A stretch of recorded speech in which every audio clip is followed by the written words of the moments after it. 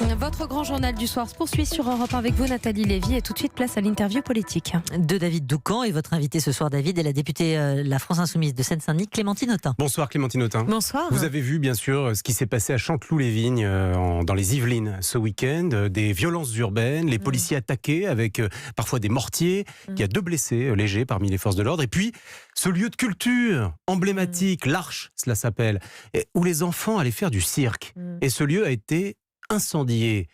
D'abord, on entrera ensuite dans le détail. Quelle est votre réaction à vous en tant qu'élu ? En tant qu'élu, vous êtes élu de Seine-Saint-Denis. Quelle est votre réaction ? Ma première réaction, c'est un sentiment à la fois de tristesse et de colère.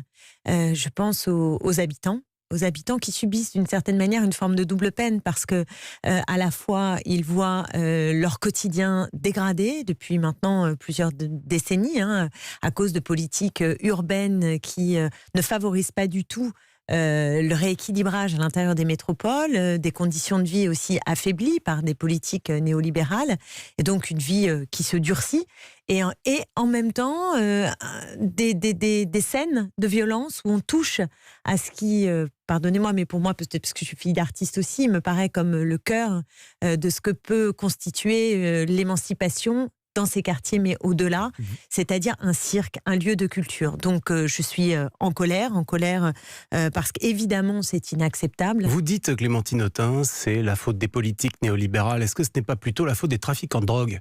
Parce que mais l'un n'est pas forcément sans lien avec l'autre, c'est ça qu'il faut expliquer. Est-ce que vous considérez qu'on est face à des violences urbaines qui s'expliquent par un climat social, de quartiers défavorisés, ou bien est-ce que ce sont des délinquants, des criminels qui tout simplement pratiquent la violence ? Je n'ai aucune complaisance à l'égard de personnes qui brûlent un cirque, qui s'en prennent comme ça à des quartiers. Bon, c'est clair, je n'ai pas...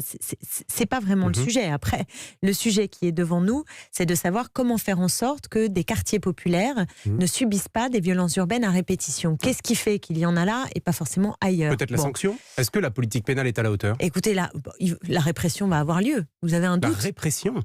Évidemment, de ceux qui ont commis des actes comme ceux-là, vous pensez bien qu'ils vont être poursuivis. Les policiers, y compris dans votre... Oui, parce que quand on écoute les policiers, y compris dans votre département, d'ailleurs, j'entendais récemment un responsable syndical le dire, ils disent, on fait tout le travail, on respecte toutes les procédures, on mène les enquêtes, et derrière, les peines, soit sont trop faibles, soit ne sont même pas appliquées. Oui, alors ça existe ce problème-là pour vous ?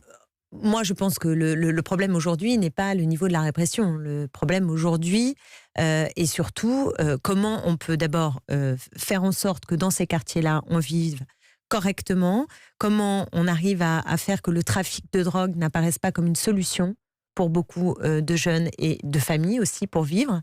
Donc comment on s'en prend à ce trafic, c'est quand même une vraie question. Quelle est votre réponse ? Alors là, je vais vous dire, j'ai pas une réponse en 2 phrases sur le trafic de drogue. Prenez plus que 2 phrases. Prenez davantage que 2 phrases. C'est un sujet important, j'ai envie de vous entendre là-dessus. D'accord.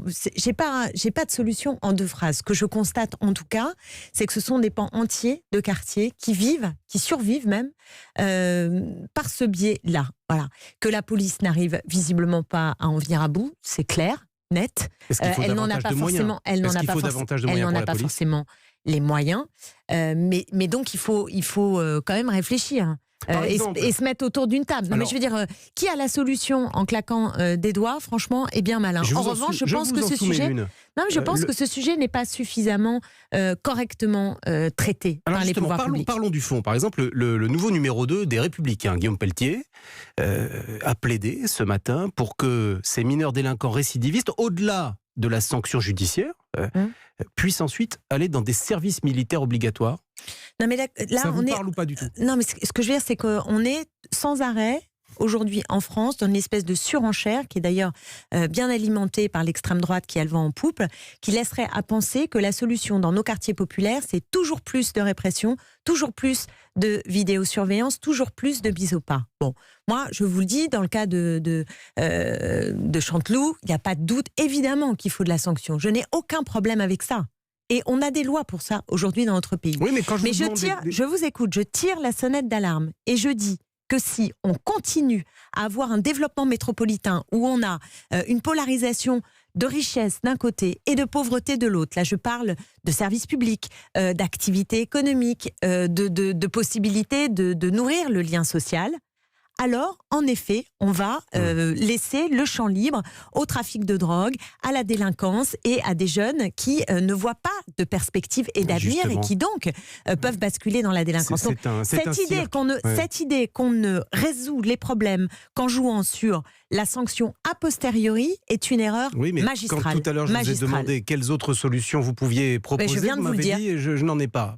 Non, on parlait de la drogue, Oui. précisément. Oui. Non, on parle de la drogue précisément. Voilà. Bon. Je dis que sur ça, je pense que personne n'a de pouvoir magique qui fait que ça se règle en 15 secondes. En revanche, et ça, je suis très claire là-dessus, et je le vois de la Seine-Saint-Denis. Vous savez que le Premier ministre est venu avec des ministres vendredi en Seine-Saint-Denis pour nous annoncer un plan qui a le mérite d'exister, mais qui est quand même particulièrement décevant. 10 000 euros de prime pour les fonctionnaires qui acceptent de rester davantage que 5 ans. Bon. Oui, enfin, vous voyez bien que 10 000 euros, moi je suis favorable à cette prime, mais si vous ne changez pas les conditions d'exercice du travail, vous en aurez beaucoup qui vont continuer à partir.